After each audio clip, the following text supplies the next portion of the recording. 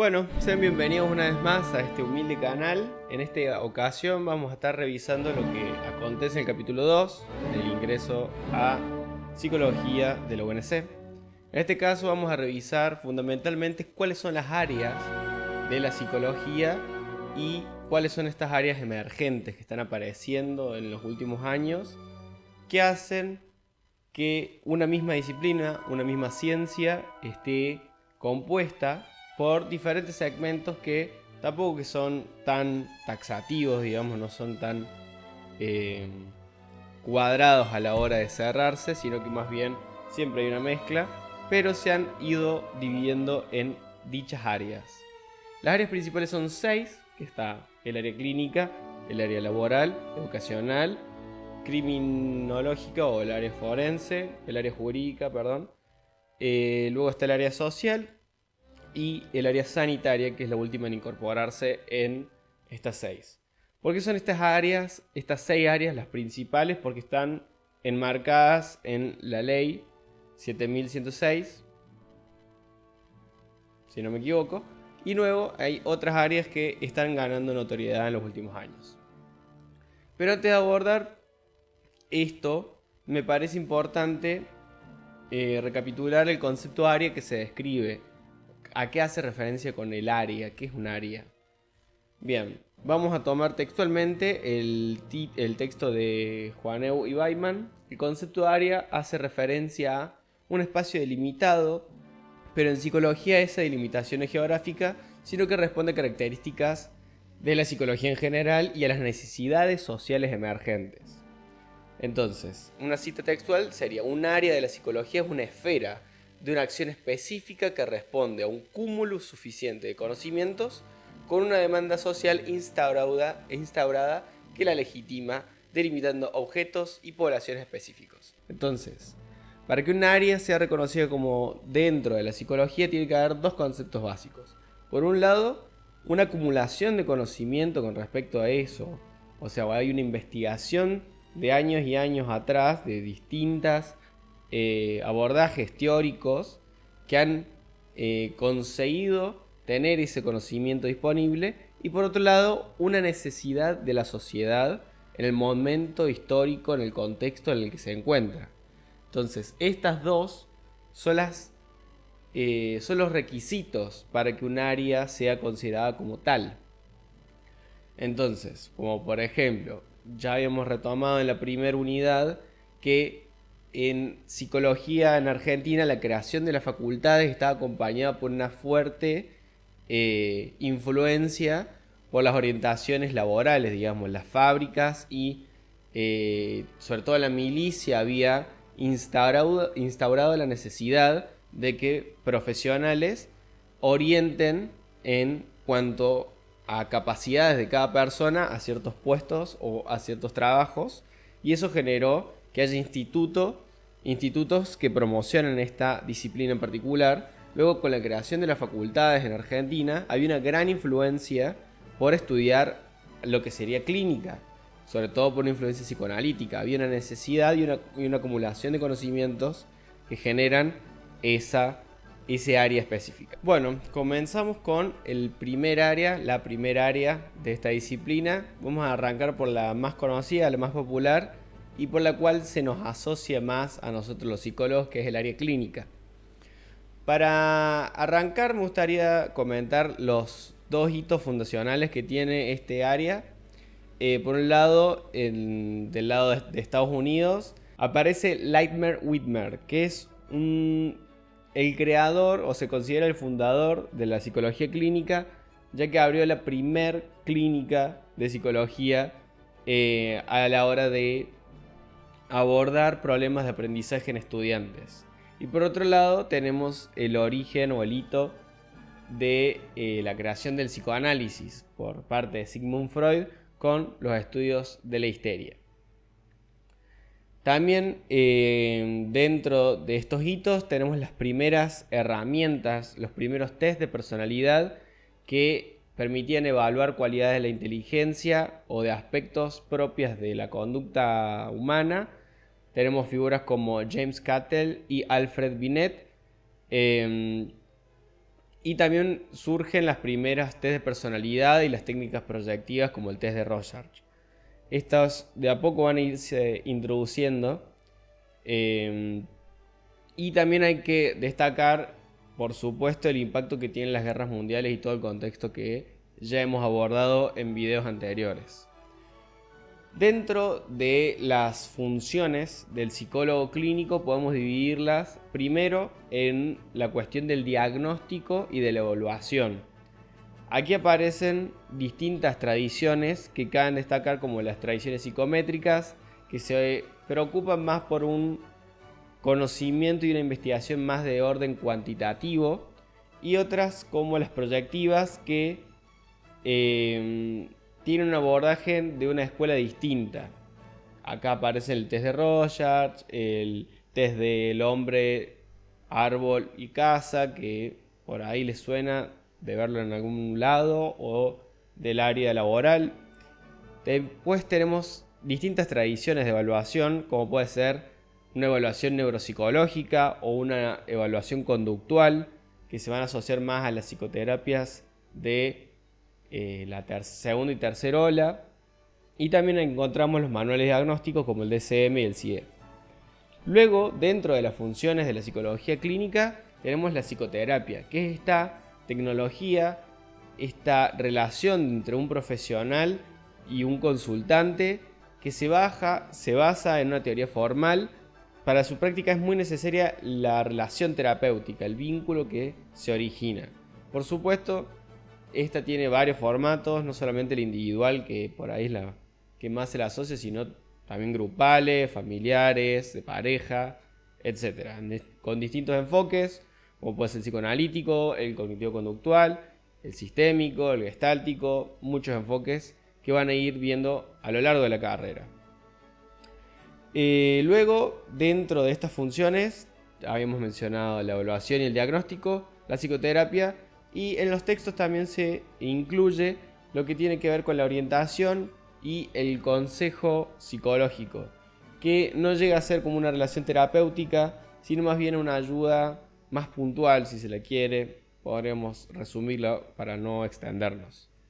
Luego también dentro de este área la función está la investigación, que como toda disciplina científica se basa y necesita la investigación de sus propios profesionales para ir generando conocimiento actualizado y que sea válido, digamos, con sus instrumentos, sus tratamientos, etc. Bueno, dentro de esta área sí es muy importante, entre todas, pero considerar o tener en cuenta las consideraciones éticas. El psicólogo clínico tiene que tener una formación sólida, actualizada dentro de lo que viene a ser las terapias, una supervisión, una terapia propia, en algunos casos, no sé si es obligatoria, pero por ejemplo en tradiciones psicoanalíticas sí. Y estar muy actualizado en lo que respecta con sus códigos de ética y las leyes que regulan su profesión. Como ya habíamos mencionado, este área es la más popular, la más conocida en general, pero recuerden, si vieron los anteriores videos, que al momento de la creación de las facultades venía una gran influencia por la tradición psicoanalítica y cómo esta práctica se populariza a nivel individual debido a que no había leyes que pudiesen regir el ejercicio efectivo de esa formación que habían tenido los primeros psicólogos. Y una de las razones por las cuales la más popular o la más conocida o la que se la asocia a los psicólogos es que su aplicación, su ejercicio ha sido muy extendido por la influencia externa de lo que estaba pasando a nivel académico en Europa y en Estados Unidos, y por la clandestinidad que se mantenía en nuestro país. Por otro lado, tenemos otra de estas áreas, que es la psicología educacional. En Argentina particularmente tiene su origen a mediados del siglo XX con la creación de la Dirección de Psicología Educacional. Surge sobre todo para resolver lo que tiene que ver con los problemas de aprendizaje y de conducta en las escuelas, en un contexto donde la escuela es la institución necesaria para todos los estados-nación generar ciudadanía. Habíamos mencionado, sobre todo en el video de la historia de la universidad en Argentina, que una de las bases de la creación del Estado-Nación argentino era una gran influencia de inmigrantes y una consolidación territorial por las conquistas por Roca, y cómo englobas alrededor de un territorio una noción de nacionalidad, una construcción de ciudadanía. Una de esas herramientas o de las formas que han tenido los Estados-Nación a lo largo de toda la historia del mundo moderno fue la institución escuela. La escuela, más allá de inculcar o transmitir conocimientos, tiene la función de generar ciudadanía. Entonces, la psicología educacional, en sus inicios, se enfocaba sobre todo en eso, en aquellos sujetos individuales que no se adaptaban a las formas que una institución normalizadora, porque busca generar normalidad, no imponía. Entonces, la psicología educacional surge en ese contexto para tratar con el alumno anormal, digamos, alfabetizar y adaptar su conducta a la del resto. Luego hay otros paradigmas, como se menciona el paradigma de la complejidad de Morin, donde los fenómenos educativos son complejos y multicausales. Ya no se le atribuye la conflictividad al niño individual o al estudiante. Y no se puede pensar en esta cuestión de el estudiante problemático, sino de una forma aislada, sino integrando todo el contexto, las relaciones. El psicólogo en este contexto se introduce para observar y comprender en una matriz mucho más compleja que se ve como manifestada, si se le quiere decir, en un alumno problemático. ¿Qué pasa actualmente? Porque claramente desde su surgimiento a mediados del siglo XX a hoy, el contexto de la nación, de las naciones en general, y del rol que tiene la escuela, la influencia que tiene la escuela en cuanto a construcción de ciudadanía y construcción de subjetividad, ha cambiado por diferentes motivos. Una de ellas es la cuestión tecnológica, la influencia de moldear subjetividades que tienen las redes sociales, la cantidad de estímulos, también la variabilidad que hay en cuanto al mundo laboral o la cuestión de la construcción de identidades propias. Entonces la escuela, como institución moderna, como la normalidad está en una crisis, la institución moderna de la escuela también. Entonces, hoy en día tenemos una fragmentación social muy grande, una desigualdad muy grande, la relación que tienen las infancias con las tecnologías, las violencias y los problemas convivenciales. Entre todos esos nuevos fenómenos que están surgiendo ya hace varios años, es donde aparece la tarea del psicólogo educacional de hoy en día.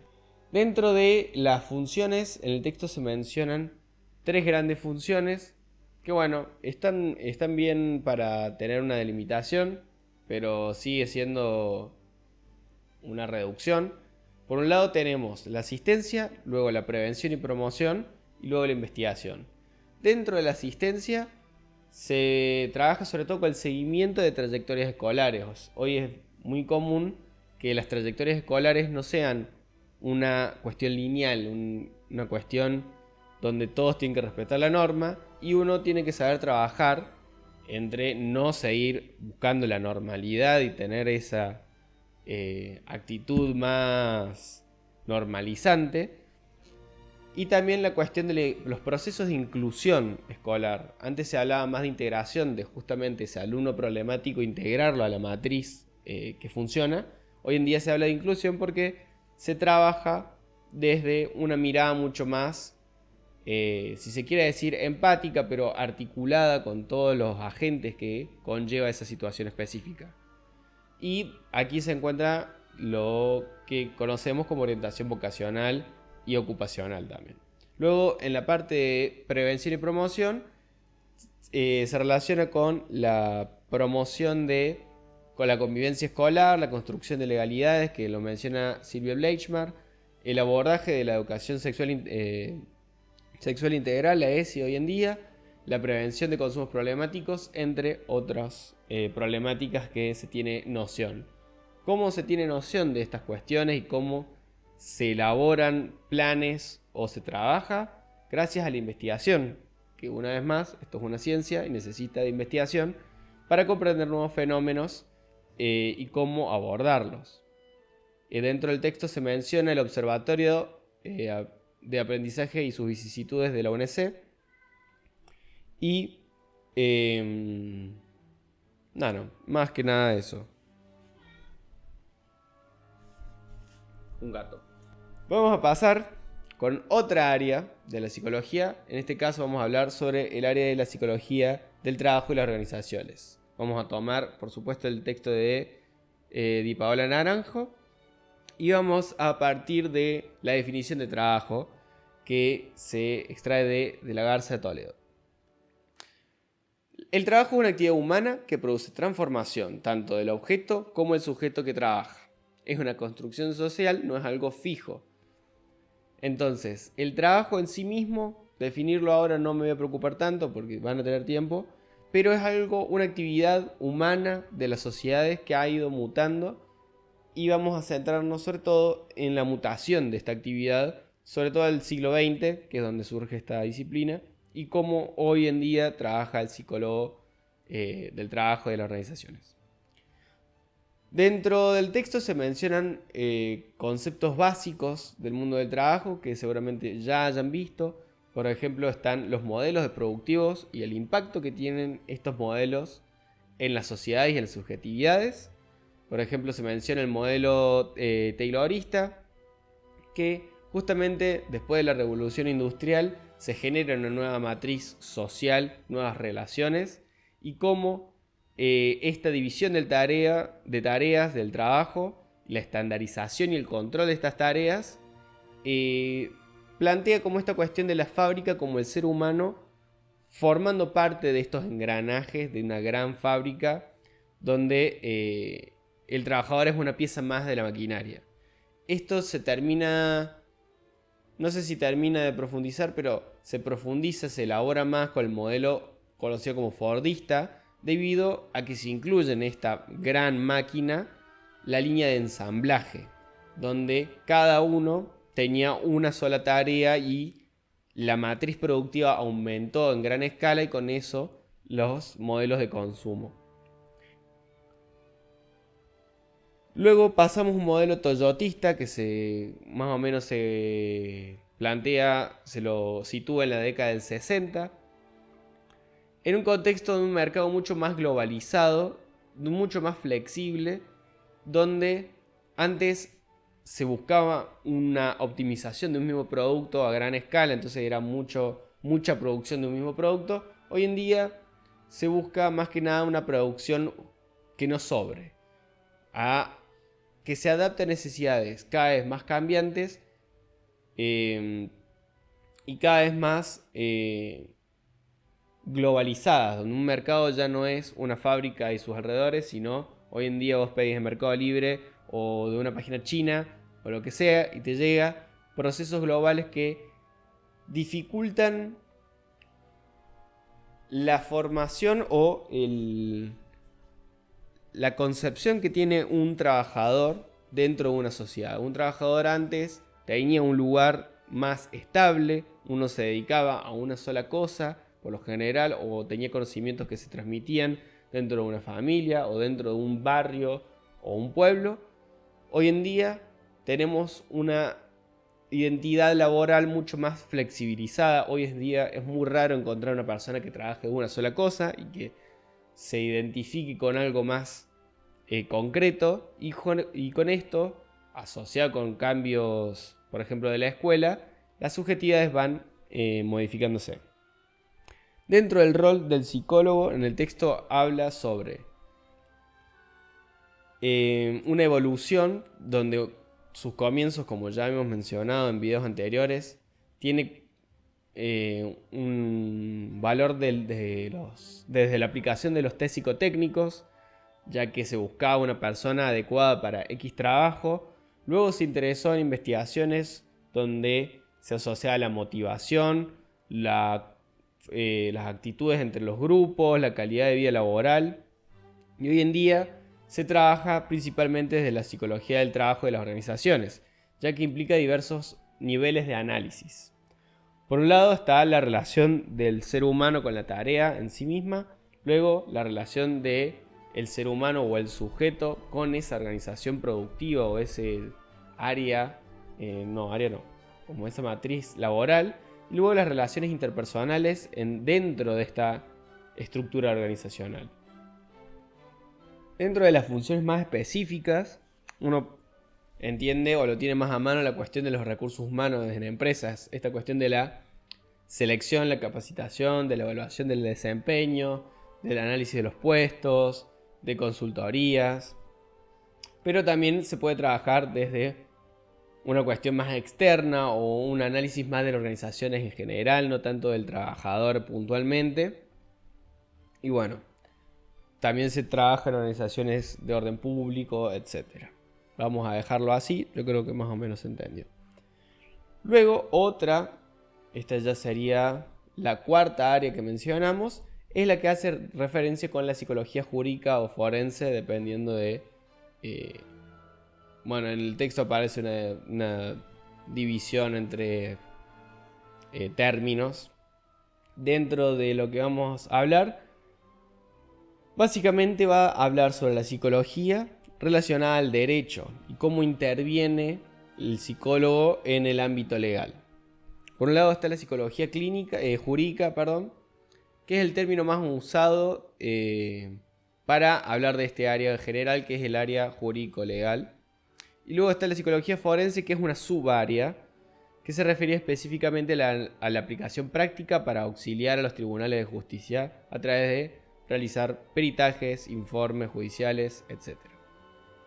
Luego hay diferentes subáreas que se van a mencionar para que nos demos un pantallazo breve dentro de este área de los contenidos mínimos que se reglamenta en la resolución ministerial 343. Dentro de la función está la pericia psicológica, la psicología criminal, la victimología, que dentro de este apartado es, creo que en cuarto año de la carrera, tenemos lo que es psicología criminológica, creo que hoy en día se llama distinto, y un área más nueva que ha tomado mayor relevancia en los últimos años es la cuestión de el abordaje de víctimas. Antes se centraba mucho en quién había cometido el delito y cómo la conducta de ese sujeto se podía ver afectada por diversos aspectos. También se la dejaba de lado mucho a la víctima, o sea, era como un resultado de lo que había acontecido. Hoy en día se aborda desde la psicología un abordaje con las víctimas mucho más extenso. Bueno, además están las mediaciones, la cuestión del daño psicológico, del trauma, la evaluación de niñez y la familia, etc. Tenemos como antecedentes estoy con esa palabra, el código de Hammurabi en 1750 a.C., donde hay registros donde se evalúa la veracidad de un testimonio. Luego, en la Edad Moderna, el código carolino en 1532 establece la obligatoriedad del peritaje médico en delitos como el homicidio o en casos de demencia. Entonces ahí tenemos registros que van ayudando o poniendo ese rastro histórico a donde llegamos a estar como estamos hoy. Dentro de ya hablando de la psicología como ciencia en la modernidad, tenemos a 3 autores para destacar. Está César Lombroso, médico italiano, padre de la antropología criminal, que proponía la idea del criminal innato. Ya empiezan a asociarse, como ya hemos dicho, diferentes disciplinas que luego van a generar aportes a lo que hoy llamamos psicología jurídica. Entonces, ya la biología era un estudio que tuvo gran influencia porque permitía un estatus científico que tenía muchos sesgos, como por ejemplo este de los criminales nacen criminales. Luego, una figura a destacar, James Cattell, que hizo experimentos pioneros sobre los errores en los testimonios en testigos. Y luego en Argentina tenemos la figura de José Ingenieros, que ya habíamos mencionado también, figura clave del positivismo de América, y escribió Criminología en 1911, aplicando sus ideas al ámbito penitenciario. Luego, este área tiene una consolidación en Estados Unidos en la década del 60 con la famosa sentencia Jenkins, que son estos datos que siempre toman en los multiple choice, que permite que los psicólogos sean admitidos formalmente como peritos forenses. Entonces hay un reconocimiento de nuestra profesión en este área. Luego, en la ley 7106, como ya mencioné, menciona las funciones del psicólogo jurídico, donde están los estudios de la personalidad del sujeto que delinque, la rehabilitación del penado y orientación del liberado, peritajes psicológicos, peritajes en adopción y conflictos familiares, tratamiento de las víctimas, etc. Luego hay otras subáreas de aplicación que no las voy a mencionar, pero están y es importante que las ampliemos. Ya casi llegando al final de estas áreas tenemos la psicología social, con el texto de Sánchez Vidal, donde se nos da una definición la cual se ocupa de las relaciones entre las personas, entre como una relación mutua entre las personas y de la interacción en sociedad. La psicología social aplicada justamente es un saber utilizado o útil para resolver problemas sociales y contribuir al bienestar, y nace de la idea de que el conocimiento sobre las relaciones humanas es útil para mejorar la vida y combatir la injusticia. Este gato me tiene muy nervioso.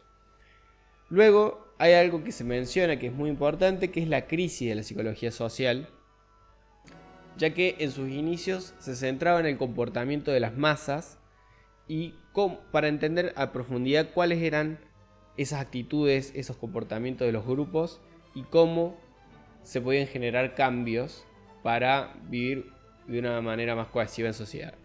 Hay una etapa de consolidación de esta subárea, digamos, que aparecen los conceptos de actitud y grupo y se desarrollan escalas de medición.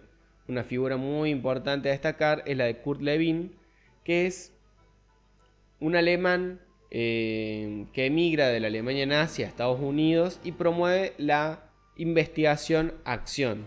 Justamente por eso se llama psicología social aplicada, ya que rompe con esta idea de que la investigación científica tenga que ser en un ambiente controlado, en un laboratorio, sino que mezcla más ideas de la antropología, de la práctica en terreno, mezclado con una teoría psicológica social.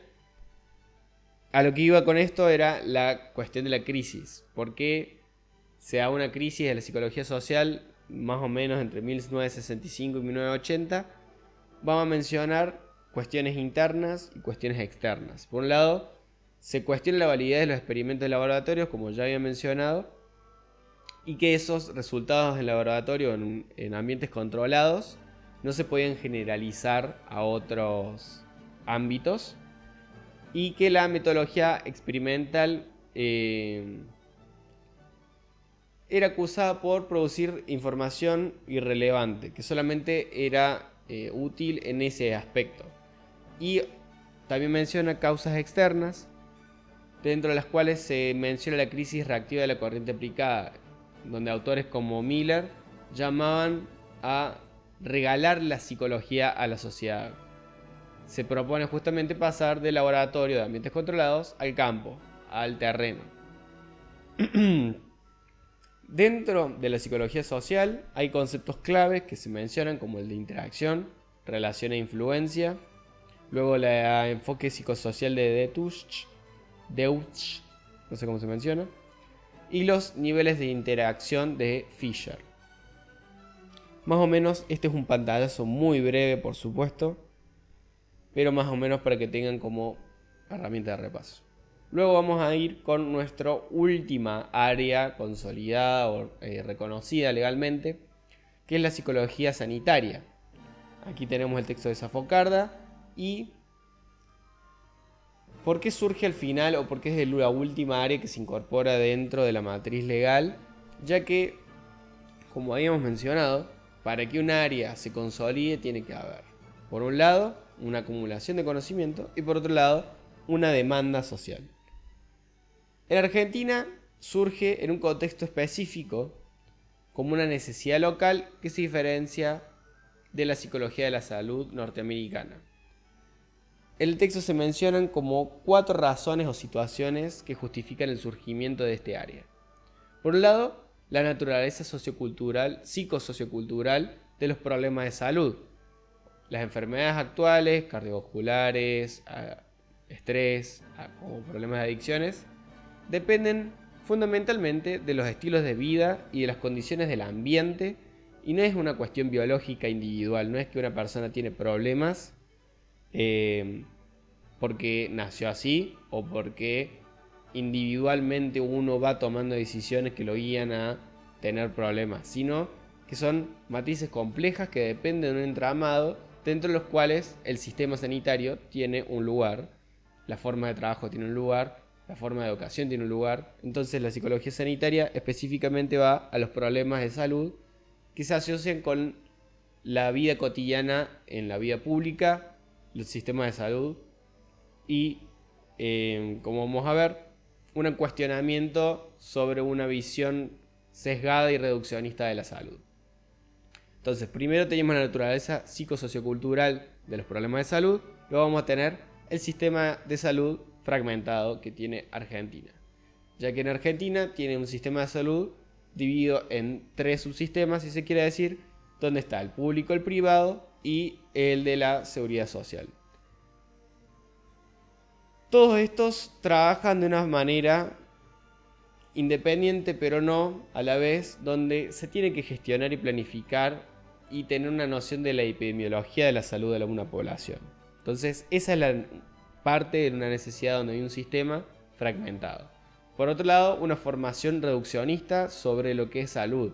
Los psicólogos no estaban formados para integrarse en equipos multidisciplinarios o de salud pública, sino que, como hemos visto, tenía mucho más una influencia de una formación para ser un psicólogo clínico individual en la clandestinidad. Entonces, no es que la disciplina surge dentro de un equipo de salud.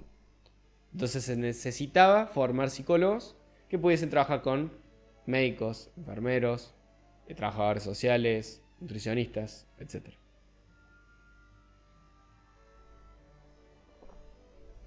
Y como cuarta razón tenemos la inhabilidad para lo público. Los psicólogos no tenían una formación o una práctica que fomentara justamente formar parte de estos equipos de planificación y evaluación de políticas públicas en salud. Entonces, tenemos estos 4 motivos y luego el texto va a mencionar lo que se refiere al enfoque salugénico, que se centra en la potencialidad de la salud de las comunidades. No en el riesgo de la enfermedad, no se atiende a la enfermedad como una cuestión opuesta a la salud que se tiene que acabar, sino que integra a la enfermedad y a la salud como un proceso más integrado, más holístico, y propone una gestión de salud positiva, que trabaja con la comunidad para actualizar su potencialidad en salud y en lugar de prevenir enfermedades, se promueve la salud. Pero no una cuestión de una salud como la salud, no es una visión positivista, sino que justamente se integra a las comunidades y trabaja con las comunidades. Luego se plantea una diferencia entre distintos modelos de psicología de la salud, ¿no? Está el modelo estadounidense, más ligado a la medicina conductual, un complemento a suprimir conductas de riesgo, vamos a dejarlo así. Luego se menciona el modelo cubano, donde la psicología integra al sistema de salud pública con una visión más holística y comunitaria, como venimos diciendo. La psicología sanitaria argentina se acerca más a este modelo cubano, ¿no? Donde el psicólogo forma parte de una matriz interdisciplinar que se preocupa por analizar cuestiones epidemiológicas y trabajar en la creación de planes de política pública.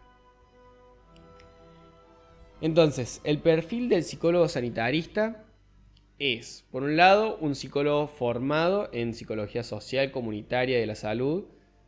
Luego, una cuestión de conocimiento sobre la salud pública, la epidemiología y la demografía de una comunidad. Y la capacidad para trabajar en la planificación, gestión y evaluación de políticas públicas. Vamos a hablar mínimamente del contexto de origen en Córdoba puntualmente que se menciona, que es la creación del Centro de Investigación de Psicología Social, el CIPS, en la UNC en 1969. Desde allí se impulsó la aplicación de la psicología social a la salud pública. Luego se mencionan figuras como la de Gerald Kaplan, James Halliday, Adolfo Meyer y Harry Stack Sullivan, que proponen conceptos como medicina psicosocial, higiene mental, enfoque en experiencias sociales, salud mental comunitaria. Luego tiene su consolidación en 1989, donde el Colegio de Psicólogos de Córdoba crea el título de especialista de psicología sanitaria y se le integra en las áreas reconocidas a nivel legal por los psicólogos. Y ahora, para terminar, vamos a hablar sobre la psicología, las áreas de la psicología emergentes, las que aún no tienen un reconocimiento como especialidad per se, pero que ya se están dando las condiciones que previamente tenían las áreas que ya mencionamos. Una gran acumulación de investigaciones y una necesidad de las poblaciones que se están dando hoy en día. Dentro de estas áreas emergentes vamos a hacer una breve mención. Espero que esto se ve. Vamos a hacer una breve mención a estas subáreas. Cada uno tendrá la posibilidad de profundizar con la lectura y las clases.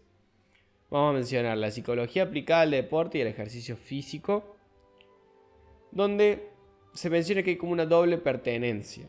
Por un lado está la intersección de la psicología y las ciencias del deporte. Esto le da un desafío inicial, que es el de aprender un nuevo lenguaje y trabajar con otros profesionales, que como ya habíamos dicho, uno como psicólogo no está formado, o sea, no estaba formado inicialmente para trabajar con interdisciplinariedades, ¿no? Como el caso de la psicología sanitaria.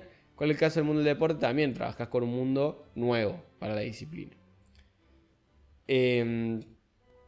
Entonces va a haber como como dos enfoques distintos dentro de este área emergente. Por un lado está los psicólogos que se preocupan o trabajan con el rendimiento deportivo o el rendimiento de deportistas de alto rendimiento. Entonces se va a trabajar más con cuestiones del entrenamiento, cómo diferentes conductas o pensamientos van a afectar el rendimiento de un deportista. Y por otro lado, que en mi opinión es algo más interesante porque se puede aplicar a muchos contextos diversos y tiene una cuestión más de promover la salud, incluyendo factores de la práctica deportiva y del ejercicio físico, ya que dentro de las cuestiones deportivas se desarrollan o se promueven cualidades de la salud mental y el desarrollo de cada persona y de cada sociedad. Dentro de la historia argentina se van a mencionar distintas características, por ejemplo, la oferta que crea la demanda, es decir, que a diferencia de otros países, Argentina tiene un gran interés sobre la psicología y una gran densidad de psicólogos, que este es como el segundo característica de la sociedad argentina que se menciona en el texto.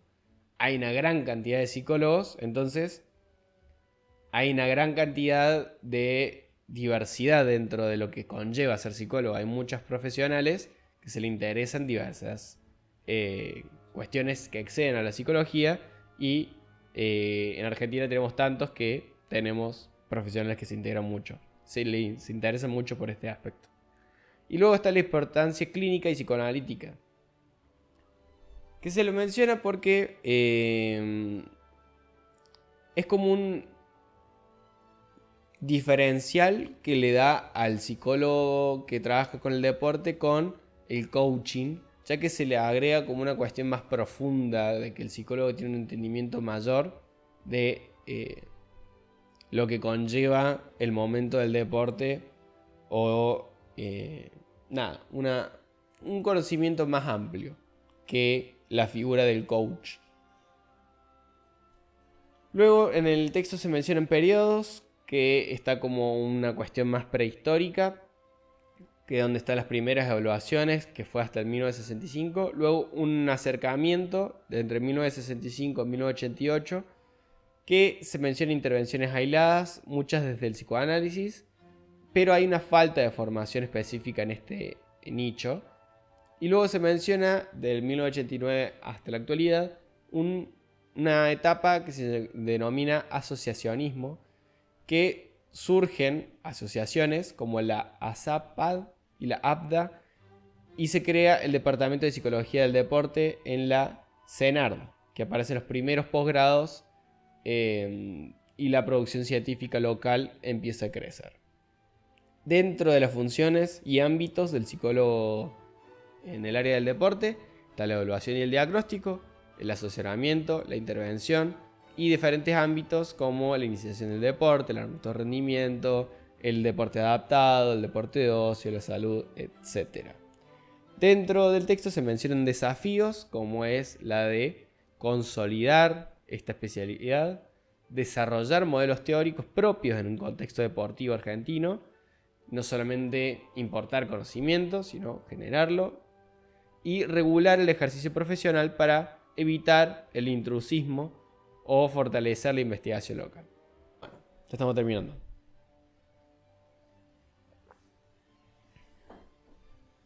Este video no va a tener mucha edición, por eso estoy tratando de hacer cortes tranquilos, porque no tengo tiempo, básicamente. Otra área emergente, que se menciona es la psicología de las emergencias, que se define como la intervención psicológica en el momento mismo de la crisis o emergencia, accidentes, catástrofes, atentados, que se enmarca en la prevención secundaria. No sé si creo que no lo vimos, pero no sé si se menciona más adelante, pero hay como 3 niveles que son reconocidos de prevención. Está la prevención primaria, que es justamente antes que el hecho que tiene consecuencias negativas ocurra. La prevención secundaria, que es la cual se basa esta área emergente, que es la de actuar inmediatamente después de que ese suceso impacte, digamos, para prevenir daños mayores a futuro. Y luego está la prevención terciaria, que es justamente lidiar con las consecuencias mayores de ese impacto. Entonces, este área emergente está justamente especializada en esa prevención secundaria. La emergencia surge, la catástrofe pasa y hay un equipo para atender las necesidades de las personas que sufrieron esa crisis, para minimizar las consecuencias a largo plazo. Se mencionan hitos históricos como el de Edward Stierling, que realiza los primeros estudios sobre las reacciones psicológicas en supervivientes de un accidente minero y un terremoto. Luego está Eric Lindemann, que estudia a los supervivientes y familiares del incendio del Club Coconut Grove en Boston. Y sus trabajos son la base de las teorías modernas sobre el duelo. En España, en 1996, la catástrofe de camping de Viescas o Huesca, no sé, que marcó un antes y un después. Por primera vez, la demanda social de ayuda psicológica fue masiva y la intervención de los psicólogos fue valorada. Dentro de este subárea hay conceptos clave como el de crisis, que esto lo van a ver mucho en la carrera, que se lo define como un estado temporal de trastorno y desorganización ante un evento que sobrepasa los recursos que tiene esa persona para afrontarlos. Luego se hace una diferenciación en los tipos de sucesos, que está el accidente, emergencia, desastre, catástrofe. El accidente son pocos afectados, donde no hay una saturación del sistema por los recursos. La emergencia ya es una ruptura de la normalidad, pero no supera la capacidad de respuesta de la comunidad. El desastre afecta a toda la población, pero los sistemas tienen algunas capacidad de respuesta. Por ejemplo,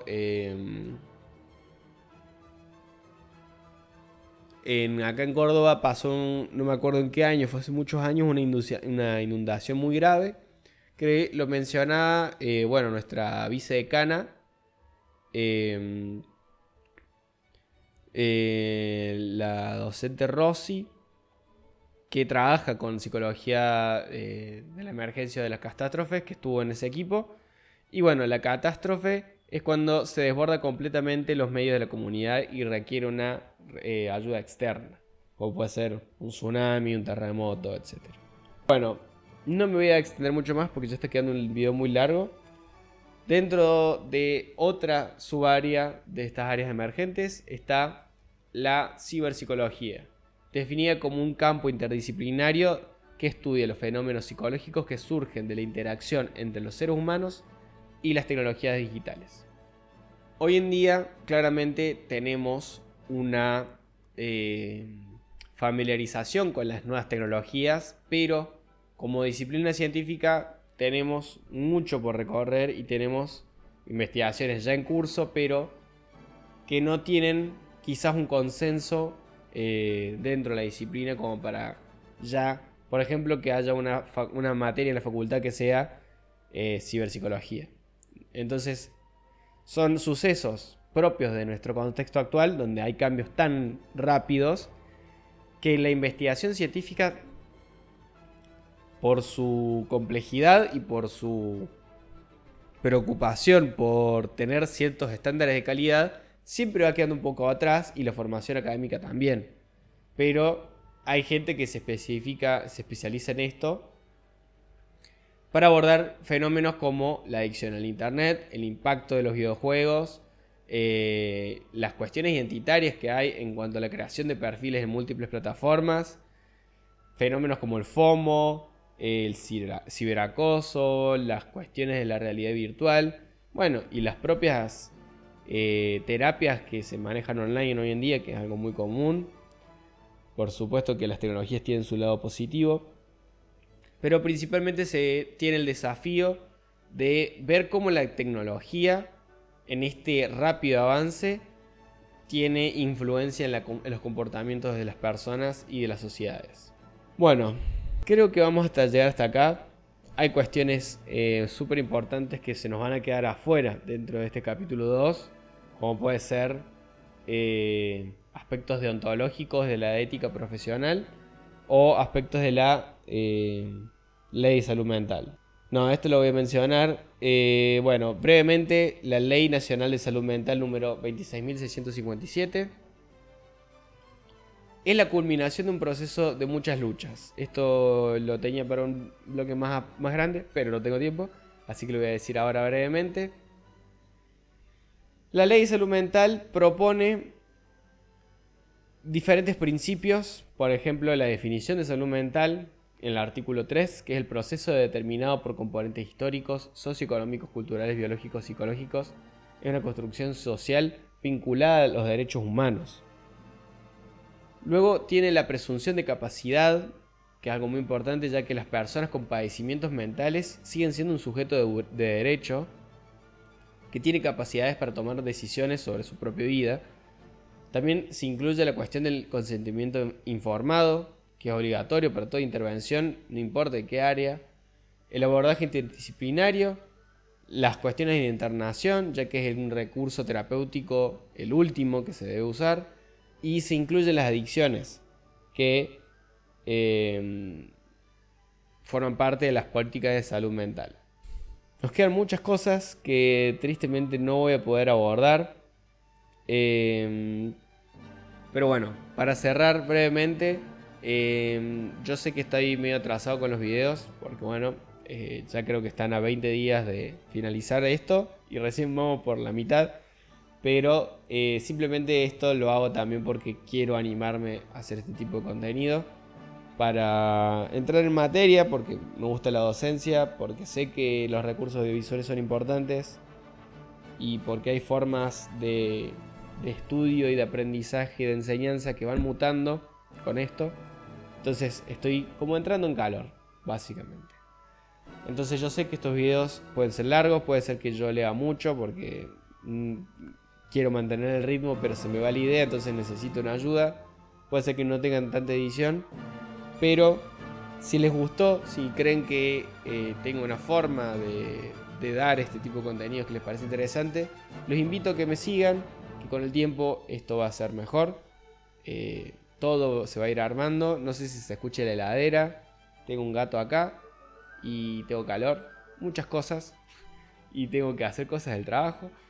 Pero desde ya, si no llego a dar todos los contenidos como me gustaría, les deseo una gran cursada, un gran ingreso y nos veremos quizás en algún día en la facultad. Así que les dejo un saludo. Mi nombre es Joaquín, me dicen Café, soy psicólogo y profesor y nos vemos. Gracias por ver. Ay. Se me seca la boca.